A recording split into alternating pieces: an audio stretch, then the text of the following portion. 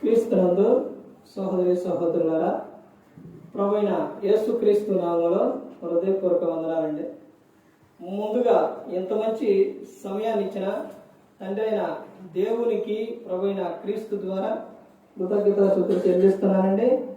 అందరూ బాగున్నారండి? వాక్యం చదువుకొని ప్రార్థన చేసుకున్న తర్వాత పాఠంలోనికి వెళదామండి.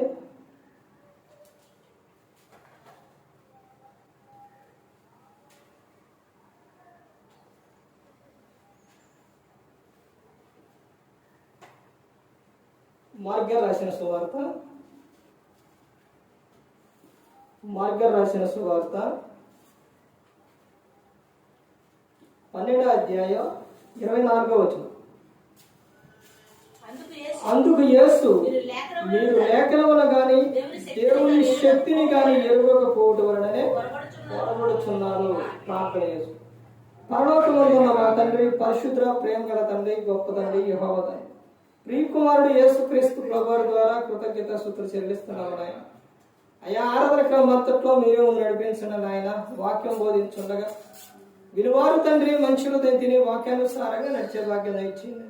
వాక్యం బోధించుండగా ఈ లోక సంబంధమైన జ్ఞానంతో కాకుండా మీ జ్ఞానంతో మాట్లాడే భాగ్యం దయచేస్తారని మా ప్రభువైన యేసుక్రీస్తు నామములో వేడుకుంటున్నాం తండ్రి, ఆమేన్. ప్రభువైన యేసుక్రీస్తు నామములో హృదయపూర్వక వందనాలండి. దేవుని కుమారుడు యేసుక్రీస్తు ప్రభువు ఈ లోకానికి వచ్చిన తర్వాత పరలోక రాజ్యం సమీపిస్తుంది కనుక మారు మనసు పొందమని ప్రకటింప మొదలుపెట్టారు.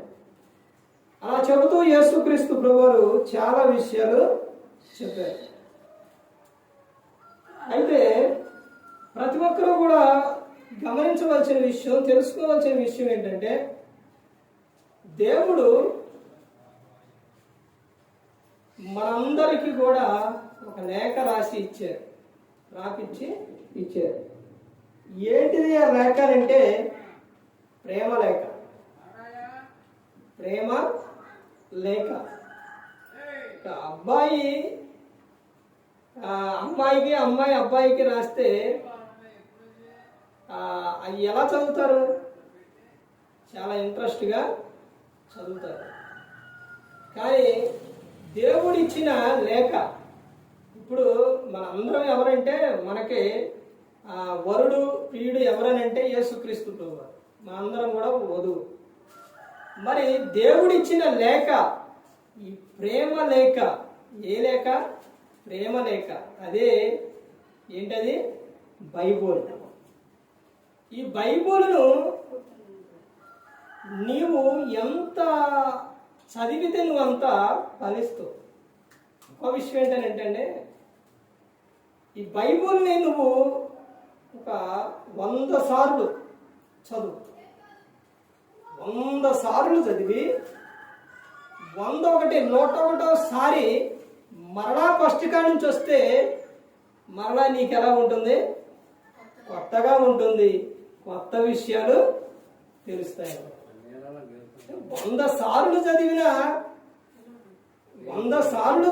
కానీ మనం 101సారి చదివినా కొత్తగా అనిపిస్తుంది. నువ్వు న్యూస్ పేపర్ కానీ ఇంకేదన్నా బుక్ కానీ ఒకసారి చదివి మరలా చదివితే నీకేమనిపిస్తుంది? ఎవరికైనా అందులో ఇందాక చదివినయేగా, ఇందాక ఉన్నాయేగా, చూసావుగా, అందులో ఏమున్నాయి అంట అనుకుంటా. చూడరు, చదవరు. ఎందుకని? ఒకసారి చూసేశారుగా. కానీ బైబుల్ అలా కాదండి. నీవు ఎన్నిసార్లు? ఒకసారి కాదు, 2 సార్లు. ఒకసారి అయితే నీకు అర్థం కాదు. 2, 3, 100 సార్లు చదివి మరలా ఫస్ట్ కాడి నుంచి వచ్చినా కొత్తగా ఉంటుంది. అందుకని ఈ రోజున ప్రతి ఆదివారం ఒక అంశం మాట్లాడుకోండి. మన ఆత్మీయ జీవితానికి, ఎదుగుదలకి ప్రతి ఒక్క ఆదివారం కూడా అక్కడ ఒక మాట, అక్కడ ఒక మాట కాకుండా, ఏదేదో కాకుండా ఒక దాని మీదే, ఒక అంశం మీదే ఏదైనా. ఎందుకనంటే అది మన హృదయంలో ఉండాలి, అలా ఉండిపోవాలి. అందుకనే ఒక అంశం మీద అనేది తీసుకున్నాం. ఈ రోజున నేర్చుకోబోయే అంశం పాఠం పేరు ఏంటంటే దేవుడు ధర్మశాస్త్రమును అనుగ్రహించుటకు గల కారణము. అందుకనే బైబిల్ గురించి చెప్పింది.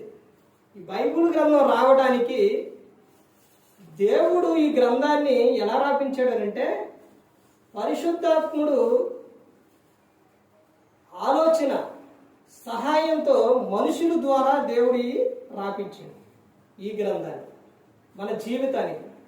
ఇప్పుడు సృష్టి ఆదిలో నుంచి తర్వాత ఆదాము గారు, అవ్వ గారు, తర్వాత అబ్రహాం గారు, ఈడ చరిత్ర ఇవన్నీ కూడా మోషే గారు రాకముందే జరిగిపోయినాయి ఇవన్నీ కూడా. మరి మోషే గారికి తెలుసా? తెలియదు. మోషే గారు చూశారా? తెలియదు, చూడలేదు. మరి ఎలా రాశారు? ఇది మనిషికి అర్థమైందండి ఎప్పుడన్నా? అసలు ఎలా రాసిండు? 5 కాండాలు రాసింది ఎవరు? మోషే గారు. సృష్టి గురించి ఉంది. మనిషికి ఇప్పుడైనా బుద్ధి రావాలిగా, తెలుసుకోవాలిగా. అంటే మనిషి లేకుండా, మనిషికి తెలియకుండా అసలు ఎన్ని సంవత్సరాలు తెలుసండి? మోషే గారు ఎక్కడ, ఆదం గారు వీళ్ళెక్కడ? ఒకసారి ఆలోచించండి. వాళ్ళ జీవితంలో జరిగిన విషయాలు, వాళ్ళ పిల్లల విషయాలు, తర్వాత జరిగిన విషయాలు ఇవన్నీ కూడా 5 కాండాల్లో ఎలా రాశారు? ఆది కాండంలో ఎవరు రాశారు? మోషే గారు. ఇప్పుడైనా అర్థం అవ్వాలి కదా. అంటే రాపించింది ఎవరు? దేవుడు. అంటే ఆలోచన ఇచ్చింది ఎవరు? పరిశుద్ధాత్ముడు, దేవుడు. ఇదిగో మోషేనే దేవుడు ఏర్పరిచి గ్రంథం రాసేటప్పుడు ఆ పరిశుద్ధాత్ముడు ఏం చేశాడంటే, ఇదిగో మోషే ఆ సృష్టిని ఇలా చేశారు, ఇలా ఉంది, ఇదిగో దేవుడు ఈ రోజు నీకు చేసింది. తర్వాత అన్నీ చేశారు, పక్షుల్ని, జంతువుని, అన్నిటిని. తర్వాత వాటికి పేర్లు పెట్టారు. ఎవరు పెట్టారు? ఆదాం గారు పెట్టారు. తర్వాత ఆదాంకి వీటి ద్వారా స్వేచ్ఛ లేదు, ఆనందం లేదు, ఏమీ లేదు. మనిషి పక్షులతోని, జంతువులతోని కొంచెం సేపు ఉంటాడేమో కానీ ఎప్పుడు కూడా వాటితో ఉండడం. సంతోషాన్ని, ఆనందాన్ని, సహాయాన్ని ఇవ్వాలంటే ఎవరేనంటే స్త్రీనే. స్త్రీ ద్వారానే ఆనందం, స్త్రీ ద్వారానే సంతోషం. ఈ రోజున ఏంటంటే కొంచెం ప్రమాదం కూడా ఉంది. అయినా కానీ స్త్రీని ఎప్పుడు కూడా ఎక్కడైనా కానీ తక్కువగా చూడటం కానీ, తక్కువగా మాట్లాడటం కానీ చేయకూడదు. ఎందుకనంటే ఈ రోజున నేను రాజగోడలో మాట్లాడింది స్త్రీ గురించి. అంటే అమ్మ, యేసుక్రీస్తు ప్రభువారు అమ్మ అని పిలిచి కొంతమంది స్త్రీలకు కొన్ని విషయాలు చెబుతారు. ఏంటి ఆ విషయాలు? వాళ్ళు ఎవరో తెలుసా? ఎవరో తెలుసండి? ఒకటి మరియమ్మ గారు. ఆమెను పిలిచి ఆమె పిలిచినప్పుడు తర్వాత ఆమె పిలిచి తర్వాత యేసుక్రీస్తు ప్రభువారు ఆమెకు చెబుతున్న విషయం, అమ్మా నాతో నీకేంటి పని అని చెప్పినప్పుడు, అయ్యా విందులో ద్రాక్షారసం అయిపోయిందని చెబుతారు. తర్వాత వ్యభిచారములో పట్టబడిన స్త్రీ, తర్వాత రక్తస్రావం కలిగిన స్త్రీ, ఆ విశ్వాసం, నీ విశ్వాసం నిన్ను స్వస్థపరిచింది. ఇలా 7 విషయాలు అనేది సమరయ స్త్రీతో చెప్పిన విషయం. తర్వాత వ్యభిచారంలో పట్టబడిన స్త్రీని తీసుకొచ్చినప్పుడు ఆ విషయంలో రాళ్ళు అనేది వేయాలనుకున్నప్పుడు యేసుక్రీస్తు ప్రభు చెబుతారు, అమ్మా ఎవరయ్యా వారు ఎక్కడున్నారు అని అంటారు. ఎక్కడున్నారు ప్రభా? ఎవరు రాయలు, అందరూ వెళ్ళిపోయారు. ఇలా ప్రతి ఒక్కరిని కూడా ఎలా పిలిచారు యేసుక్రీస్తు ప్రభువారు? అమ్మా అని పిలిచారు. అమ్మా అని. దేవుడే స్త్రీని అంత మర్యాదగా, అంత ఇదిగా అమ్మా అని పిలిచినప్పుడు ఈ లోకంలో ఉన్నవారు ఎంతటి వారు? కానీ ఎలా పిలుస్తున్నారు? స్త్రీ అంటే గౌరవం లేదు, విలువ లేదు, మర్యాద లేదు. ఆడపిల్ల పుట్టిందంటే అసలే లేదు. ఆ పిల్ల ఎదుగుతున్నదంటే అసలు సరైన రీతిలో మగపిల్లవాడిని పట్టించుకున్నట్టుగా ఆడపిల్లని పట్టించుకోరు. ఆడపిల్ల విషయంలో చేయరు. ఆడపిల్ల అంటే అర్థం తెలియట్లేదు. నీకు అన్ని విషయాల్లో స్త్రీ కావాలి. నీకు స్త్రీ, ఆడపిల్ల ముందు పుట్టి తర్వాత పురుషుడు పుడితే, మగపిల్లడు పుడితే అని పెంచడానికి ఎవరు, ఎత్తుకోవడానికి ఎవరు కావాలి? ఆడపిల్ల కావాలి, స్త్రీ కావాలి. బైబిల్ గ్రంథంలోనే ఉందండి. స్త్రీ ఎంతగా కాపాడిందో తెలుసండి. మోషే గారిని మిరియాము ఎంత కాపాడిందండి, ఎంతగా ఆయన తల్లినే ఆ పిల్లవాడికి పాలు ఇచ్చే విధంగా చేసింది. అక్క చెల్లి ఎవరైనా కానీ ఆ బంధం వాడన్నంత కాలం ఉంటుంది. తర్వాత నీకు ఆ కుటుంబ విషయాల్లో వచ్చేసరికి నీకు సహాయంగా నీకు వండి పెడుతూ లేకపోతే ప్రతి ఒక్క విషయంలో స్త్రీకి ఎప్పుడన్నా రెస్ట్ ఉందండి? స్త్రీకి ఎప్పుడన్నా సెలవు ఉందా? జాబులు చేసేవారికి ఆదివారం సెలవు, పండగ నాడు సెలవు. నువ్వు పనులకు వెళ్ళేటప్పుడు ఒక వారంలో ఒక రోజైనా మానేస్తావు, నెలలో 2-3 రోజులైనా మానేస్తావు. ఏ పనికి వెళ్ళినా జాబ్కి వెళ్ళినా. స్త్రీ ఎప్పుడన్నా మానేసిందా? స్త్రీ ఎప్పుడన్నా పని మానేసిందా? పని మానేసి నేను చెయ్యాలని అలా కూర్చొని సెలవు తీసుకుని ఉంటే ఏం తింటావు? ఎలా ఉంటుంది నీ పరిస్థితి? స్త్రీకి ఎప్పుడు రెస్ట్ ఉండదో, స్త్రీకి ఎప్పుడు సెలవు ఉండదో, ఎప్పుడు కూడా ఆమె చేస్తూనే ఉంటుంది పని. అలాంటి ఆమెని ఈరోజు ఎలా చూస్తున్నారనంటే కుటుంబంలోని గౌరవం లేదు, బయట గౌరవం లేదు, ఎక్కడ గౌరవం లేదు. స్త్రీని ఒక అక్కలాగా, చెల్లిలాగా, తల్లిలాగా చూడాలి. నువ్వు కామంతో చూస్తే నీకే ప్రమాదం. అది నీ కుటుంబంలో కూడా ఉన్నారు కదా, వారి విషయంలో ఎవరైనా కానీ ఏదో విధంగా చెడుగా ప్రవర్తిస్తే నువ్వు ఊరుకుంటావా? కానీ వేరే వాళ్ళ మీద మాత్రం ఏం చేస్తావు? నువ్వు కామెంట్ చేస్తావు, రకరకాలుగా ప్రవర్తిస్తావు. అందుకనే బైబిల్ గ్రంథంలో ఇవన్నీ రాపించారండి. ఎందుకు ఇచ్చారు? ధర్మశాస్త్రం ఎందుకు ఇచ్చారు అని అంటే, స్త్రీని నువ్వు ఎలా పిలవాలో తెలుసా? అమ్మా అని పిలవాలి. ఆయన పిల్లలు ఎవరో తెలుసండి? దేవుని పిల్లలు ఎవరో తెలుసా? తెలుసండి దేవుని పిల్లలు ఎవరో? యేసుక్రీస్తు ప్రభువారు మీటింగ్ జరుగుతుండేది. జరిగే సమయంలోనే అక్కడకు ఎవరు వస్తారనంటే ఆయన తల్లి అని సహోదరుడు వస్తారు. వచ్చినప్పుడు ఒక ఆయన వెళ్ళి, అయ్యా మరి నీ తల్లి నీ సహోదరుడు ఇలా వచ్చారు అని అంటే, చూడటానికి మాట్లాడటానికి వచ్చారు అయ్యా అని అంటే, యేసుక్రీస్తు అని చెబుతారు, ఎవరు నా తల్లి, ఎవరు నా సహోదరుడు? ఇలా చూపిస్తూ నా తండ్రి చిత్తమును జరిగించు వారే నా తల్లియు నా సహోదరులు అని చెప్తారు యేసుక్రీస్తు ప్రభు. అంటే ఇప్పుడు మీరెవరు? మందిరంలో కూర్చున్నారండి, ఆయన చిత్తాన్ని నెరవేరుస్తున్నారు. ఎవరు? ఆయన తల్లి అని చెప్పారు. అని సొంత వారి గురించి కూడా చెప్పలా, ఎవరి గురించి చెప్పారు? నా తండ్రి చిత్తమును నెరవేర్చు వారే నా తల్లి నా సహోదరులని చెప్పారు. ఇవన్నీ ధర్మశాస్త్ర గ్రంథంలో ఉన్నాయండి, ఉన్నాయి. ఒక స్త్రీని మోహపు చూపు చూడొద్దు అని చెప్పారు. చూస్తే అప్పుడే ఆమె యందు వ్యభిచారం చేసినట్టు అని చెప్పారు. దొంగిలించవద్దు అని చెప్పారు. అసలు ధర్మశాస్త్రము, దేవుడు ధర్మశాస్త్రం అనుగురించుటకు కారణాలు, ప్రాముఖ్యమైన కారణాలు ఉన్నాయి. చూడండి కీర్తన గ్రంథం ఎలాంటి ప్రాముఖ్యమైన విషయాలు ఉన్నాయి చూడండి. కీర్తన గ్రంథం 78వ కీర్తన, 78వ కీర్తన 4వ వచనం నుంచి చూడండి. యెహోవా స్తోత్రార్హ క్రియలను, ఆయన బలమును, ఆయన చేసిన ఆశ్చర్య కార్యములను దాచకుండా వాటిని వారి పిల్లలకు మేము చెప్పేదము.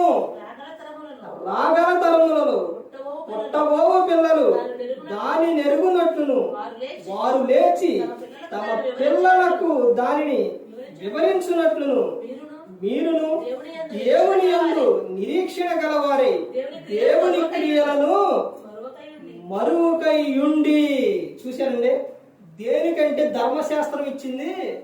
అసలు ధర్మశాస్త్ర గ్రంథం ఇవ్వడానికి కారణాలు ఏమిటి అంటే, రాగల తరములలో పుట్టబోవు పిల్లలు దేవుని బలమును, ఆయన చేసిన ఆశ్చర్య కార్యములను ఎరుగుట కొరకు. దేని కొరకు? ఇందు కొరకు. కానీ ఈ రోజున జరుగుతున్న విధానం ఏంటంటే, దేవుడు చెప్పిన విషయం కాకుండా రాబోవు తరానికి సూచనగా రాబోవు తరానికి చెప్పుకునే విధంగా ఏం చెప్పుకున్నారంటే, వీళ్ళు చేసిన క్రియలు ఏవైతే ఉన్నాయో దానిని చెడుగా తీసుకొని ఈ రోజున ప్రవర్తిస్తూ ఉన్నారు. కానీ గ్రంథం ఏం చెబుతుందనంటే ఇక్కడ రాగల తరములలో పుట్టబోవు పిల్లలకు దేని గురించంట? దేవుని బలమును. దేవుడు ఎంత బలవంతుడు, ఎంత శక్తివంతుడు, ఆయన చేసిన ఆశ్చర్య కార్యాలు, అద్భుతాలు ఇవన్నీ కూడా రాబోవు తరానికి తెలుసుకొనుట కొరకు. ఏమండి, బైబుల్ ఎప్పుడు వచ్చింది? ఇప్పుడు ఉదాహరణ 3 తరాలు తీసుకున్నాం. 3 తరాలు చెబుతాను. ఇప్పుడు ఆ తాత ఉన్నారు, తాత వాళ్ళ నాన్న అక్కడ వరకు అనుకోండి.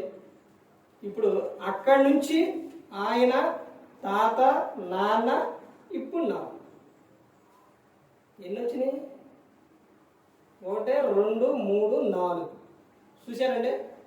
తరమేమో ఇప్పుడు నా తర్వాత ఆ పిల్లలు, ఆ తర్వాత వారి పిల్లలు.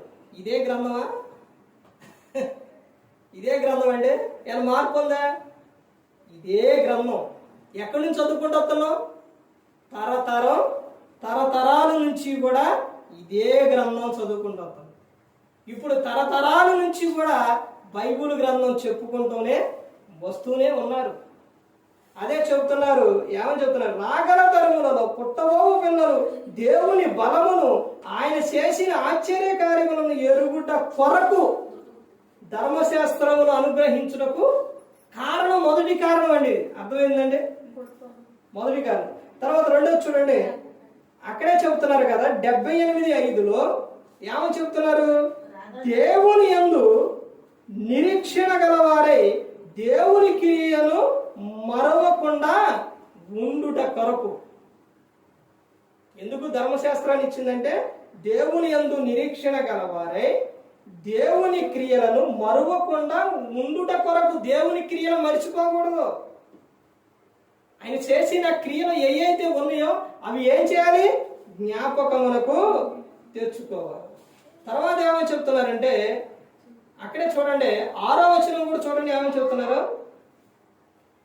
78 యథార్థ హృదయులు కాగా దేవుని విషయమై స్థిర మనసు లేని వారై తమ పితరుల వలె తిరుగుబడికయు మూర్ఖతయు తిరుగుబాటును గల ఆ తరము పోలి ఉండకయు వారు ఆయన ఆజ్ఞలను గైకొనినట్లను ఆయన యాకోబు సంతతికి శాసనములను నియమించెను.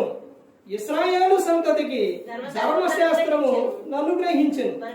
మన పితరులు తమ పుత్రులకు దానిని తెలుపవలనని వారికి ఆజ్ఞాపించెను.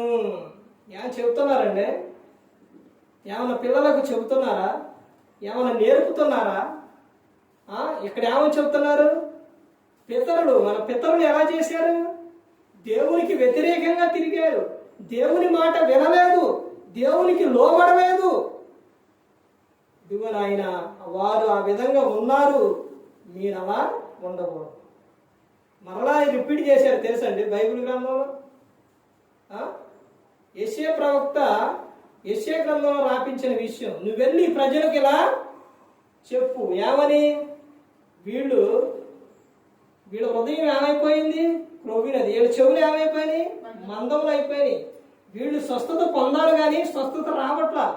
ఎందుకనంటే వాళ్ళు వింట మట్టుకు విందురు కానీ గ్రహింపరు. ఇదే విషయం మత్తయి గారు రాసిన సువార్త 13వ అధ్యాయం 13వ వచనంలో యేసుక్రీస్తు ప్రభువు చెప్పారు. మరలా వీరి విషయమే నెరవేరుచున్నది. పైన చెప్పబడిన విషయాలన్నీ వీరి యెషయా చెప్పిన మాటలు, యెషయా చెప్పిన గ్రంథంలో రాపించిన విషయం వీరి విషయమే నెరవేరుచున్నది అని యేసుక్రీస్తు ప్రభువు చెప్పారు. ఎప్పుడో ఇశ్రాయేలులు చేసిన కాలంలో, ఇశ్రాయేలుల సమయంలో వాళ్ళు చేసిన విధానం అపోస్తలుడైన పౌలు గారు కొరింథీయులకు రాసిన పత్రికలో మరలా రిపీట్ చేశారు. ఎందుకని? వాళ్ళు దేవునికి ఎదురు తిరిగారు. అది మొత్తం చదివితే 10 వచనాల వరకు ఉంటుంది, 12 వచనాలు. దేవునికి ఎదురు తిరిగారు.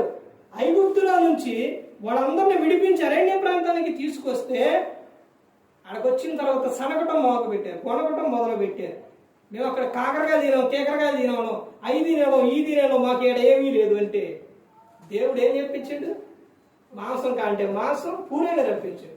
చేపలు కావంటే చేపలు, ఆకాశం నుంచి మన్నా, ఇవన్నీ పెట్టిన తర్వాత అందుకనే దేవుడు ఏం చెప్పాడంటే తెలుసండి, నిన్ను కూర్చోబెట్టి నీకు పెడితే నీకు దాని విలువ తెలియదు. నువ్వు కష్టపడి తెచ్చుకుంటేనే దాని విలువ తెలుస్తుంది.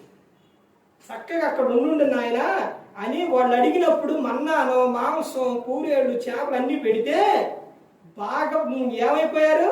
కండలు బాగా పెరిగిపోయి వాళ్ళు చేసిన విధానం ఏంటో తెలుసండి, సనగటం, గొనగటం, వ్యభిచారం, ఎలాంటి భయంకరమైన స్థితికి వెళ్ళిపోయారు. దేవుడు ఊరుకుంటాడా? పెట్టి ఆయనకే, చూసే ఆయనకే, కాపాడే ఆయనకే, రక్షించే ఆయనకే, శిక్షించే అధికారం కూడా ఉంది. అన్ని పెడితే అవన్నీ ఇస్తే చక్కగా ఉండకుండా ఏం చేశారు? తప్పుల మీద తప్పులు చేసుకుంటూ వచ్చారు. మొత్తాన్ని ఎవరు ఏ తప్పు అయితే చేశారో అలా సంహరిస్తూ తీసేసుకుంటూ వచ్చింది దేవుడు. ఆదాము అమ్మగారి పరిస్థితి కూడా అంతే. తోటలో ఉండి పండ్లన్నీ తినుండి ఆయన అంటే, కాదు కాదు మేము ఒక్క పండే తింటామని అపవాది మాట విని ఆజ్ఞ అతిక్రమించారు. దేవుడు చెప్పిన దానికి ఈ రోజున మనిషి వ్యతిరేకంగా మారిపోతుండ కాబట్టి, ఇదిగో పితరులు వాళ్ళు ఆ కాలంలో అలా చేశారు, మరలా మీరు అలా చేయొద్దు అని నీ పిల్లలకు, పుట్టబోయే ఆ పిల్లలకు నువ్వు చెప్పు. వాళ్ళు తెలుసుకుంటారు, వాళ్ళ చేయకుండా ఉంటారు అని చెబుతుంటే ఎక్కడికి వెళ్తున్నారు? ఎక్కడ నేర్పుతున్నారు? ద్వితీయోపదేశకాండం 6వ అధ్యాయం 4వ వచనం నుంచి 6వ వచనం వరకు చూస్తే ఇశ్రాయేలు వినుము అని అంటే ఎక్కడ వింటున్నారు? తల్లిదండ్రులుగా పెద్దలు ఎక్కడ వింటున్నారు?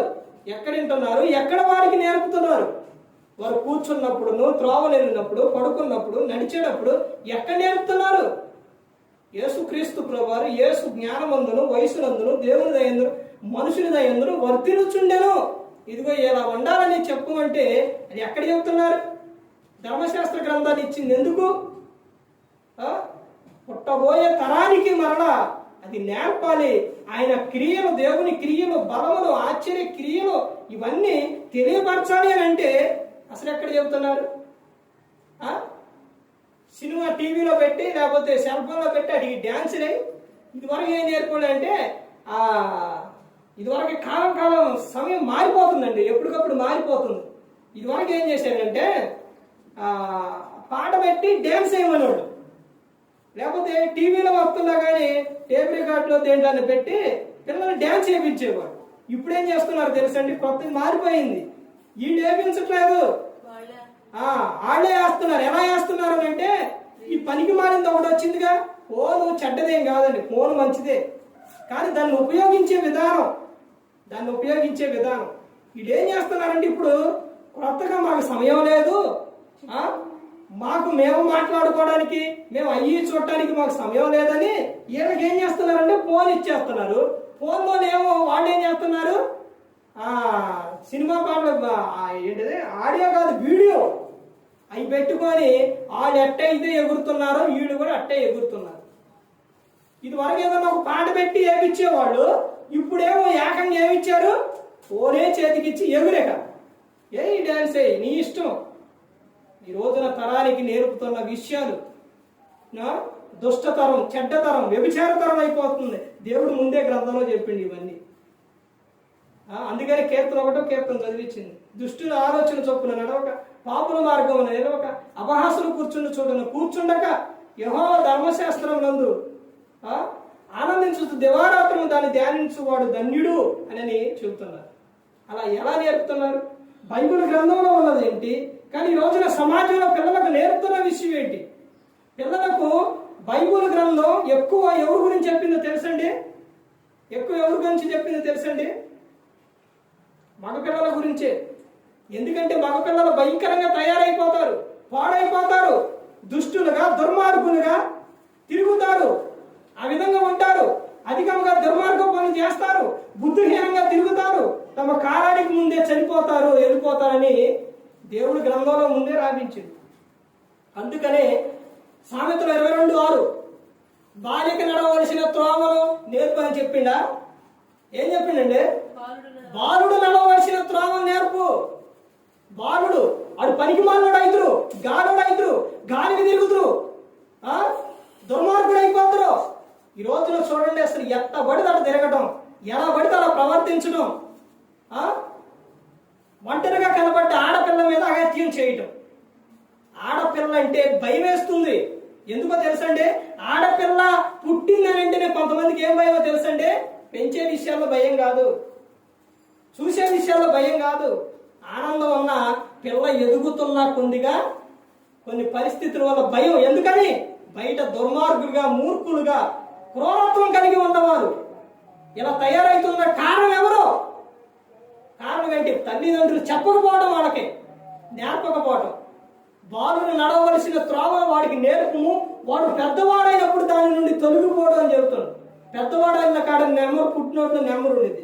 వృద్ధుడైనప్పుడు వరకు, అంటే వాడు వృద్ధాప్యం వచ్చే వరకు కూడా తొలగిపోడు. ఎంతో అల్లారు ముద్దుగా పెంచుకొని, ఎంతో అల్లారు ముద్దుగా కూతుర్ని పెంచుకొని వాళ్ళు ఎదుగుతున్నప్పుడు ఎంతో ఆనందంగా, సంతోషంగా, వాళ్ళు వయసుకు వచ్చిన తర్వాత వాళ్ళని ఒక మంచి వ్యక్తికి ఇచ్చి వివాహం చేయాలని చూసే సమయాల్లోని ఎంత ఇదిగా అయిపోతుంది, ఎంత భయం వేస్తుందండి.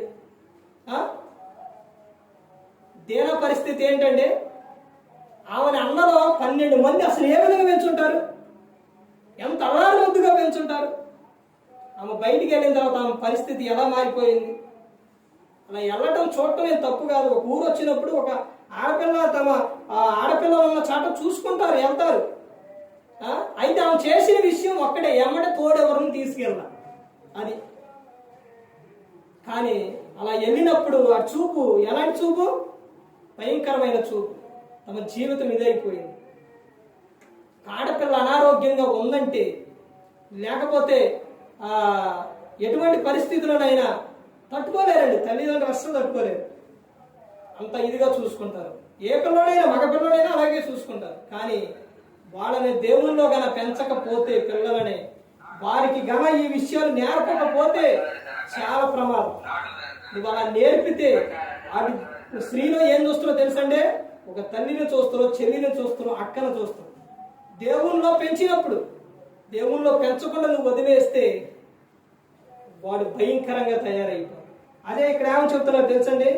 యథార్థ హృదయులు కాక దేవుని విషయమై స్థిర మనసు లేని వారై తమ పితరుల వలె తిరుగుబడకుండా ఉండుట కొరకు.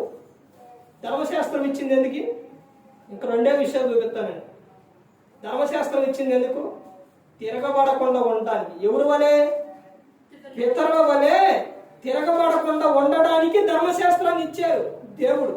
ఇదిగో నాయన, వారి వల్ల మీరు ఉండకూడదు, మీరు ఎలా ఉండాలి? పరిశుద్ధంగా ఉండాలి, నీతిగా ఉండాలి అని గ్రంథాన్ని ఇచ్చారు. తర్వాత అక్కడ 7వ వచనం చూడండి. ఒకే వచనం ఇంకొక వచనం ఉంది. ఇది చూడండి. మూర్ఖతయు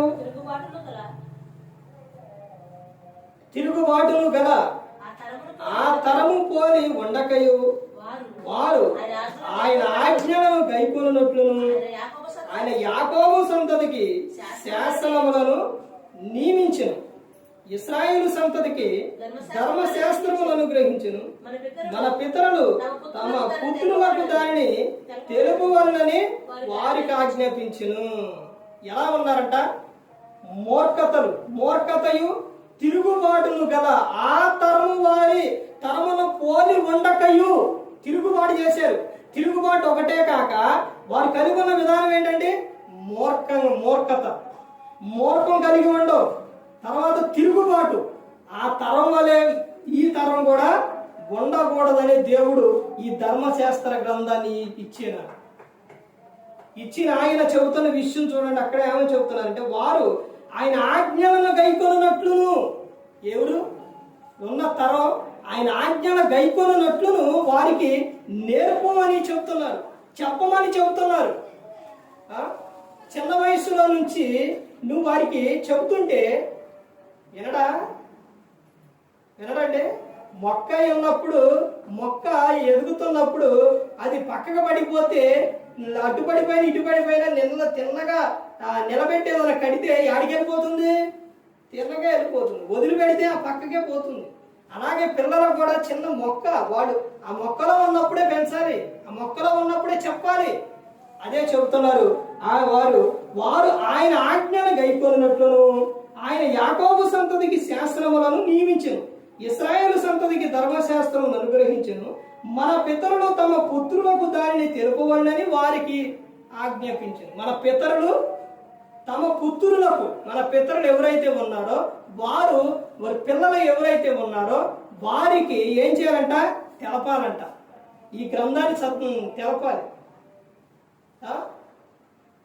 గ్రంథం ఇయటం కాదు, ఫోన్ ఇయటం కాదండి. పిల్లలకు ఫోన్లు ఇచ్చి ఇచ్చేయటం కాదు. వాళ్ళకి ఈ గ్రంథాన్ని వాడు కొద్దిగా వయసు వచ్చినప్పుడే ఈ గ్రంథాన్ని ఇవ్వాలి. ఈ గ్రంథాన్ని ఇచ్చి ఇదిగో నువ్వు వాళ్ళు చదువుకునే సమయంలోనే స్కూల్కి వెళ్ళొచ్చి వాళ్ళు చదువుకుంటారు. ఆ చదువుకునే సమయంలోనే వాళ్ళు చదువుకున్న తర్వాత ఇది ఇచ్చి ఇదిగో ఇక్కడ నుంచి ఈ వచనం చదువు, ఈ వచనం నాకు అప్పచెప్పు. స్కూల్లో మాస్టర్లు ఎలా అయితే హోంవర్క్ ఇస్తున్నారో, ఎలాగైతే చదివిస్తున్నారో అలాగే పిల్లలకు గ్రంథాన్ని చెప్పాలి. అక్షయ పాట పాడగానే ముందు చిన్నప్పుడు ఏం అర్థమయ్యేది కాదు. ఇప్పుడు ప్రార్థన కూడికి స్టార్ట్ చేసి పాట పాడంగానే ఏం చేస్తుందో తెలుసండి? ఎలా ఎలా ఎలా ఎలా కొడుతుంది. పాట దేవుని పాట అనగానే ఎలా ఎలా అంటుంది. ఎందుకు? అలవాటైపోతుంది, అలా క్రమంగా వస్తుంది. ఒకసారి 2 సార్లు అలా క్రమం చూస్తుంది కాబట్టి, అలా పాట పాడుతున్నాం కాబట్టి ఆలకించాలి, పాడాలి అని. అలా చిన్న వయసులో నుంచే నువ్వు అలా నేర్పుతూ ఉండాలి. వారు ఎదుగుతున్న కొందరు చదువుకునే సమయాల్లో వారికి ఏం చేయాలి? ధర్మశాస్త్ర గ్రంథాన్ని వాళ్ళకి ఇవ్వాలి. వాళ్ళు పిల్లలు పుస్తకాలని చింపుతారను లేకపోతే అదేనో చాలా మంది బుక్స్ కానీ ఎవరు వారికి ఏమివ్వాలో తెలుసండి? ప్రార్థన స్టార్ట్ చేయగానే వారికి కూడా ఏమివ్వాలి? పాటలు పాడాడు పాటల బుక్ ఇవ్వాలి. వాళ్ళు దాన్ని చూస్తూ ఉంటారు, నువ్వు పాడేటప్పుడు చూస్తూ ఉంటారు. ఒకవేళ దాన్ని చింపే సమయంలోనే చింపుతున్నారనుకుంటే లేకపోతే చికా చేస్తున్నారు అనుకుంటే అప్పుడు తీసి అలా చేయకూడదని చెప్పుకోవాలి. వాళ్ళు తీసుకురావాలి. ప్రతి ఒక్కరు కూడా గమనించుకోవాలి. తర్వాత చూడండి ఇంకొక విషయం చూడండి. ద్వితీయోపదేశకాండం, చివరిగా ద్వితీయోపదేశకాండం 32వ అధ్యాయం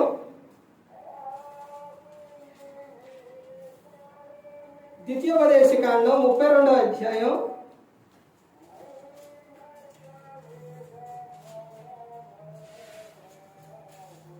తీసారండి. 32:47 ఇది మీకు నిరర్థకమైన మాట కాదు, ఇది మీకు జీవమే. కాబట్టి ఒక్కొక్క విషయాన్ని మనం నిదానంగా చూసుకుంటూ వెళితే అక్కడ చెబుతున్న విషయం చూడండి. ఏమని చెబుతున్నారంటే ఇది మీకు నిరర్థకమైన మాట కాదు, అంటే మీకు పనికిరాని మాట కాదు.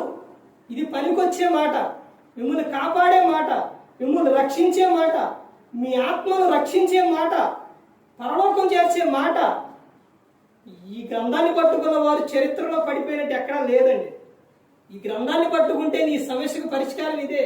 119వ కీర్తనలోని మొత్తం కూడా వాక్యం గురించే ఉంటుంది, వాక్యం గురించే. కానీ బైబిల్ గ్రంథం అనేది మనిషికి ఎప్పుడు పుట్టిన కాడి నుంచి మరణించే వరకు కూడా, లోకం విడిచే వరకు కూడా ఎప్పుడు ఈ గ్రంథమే కావాలి.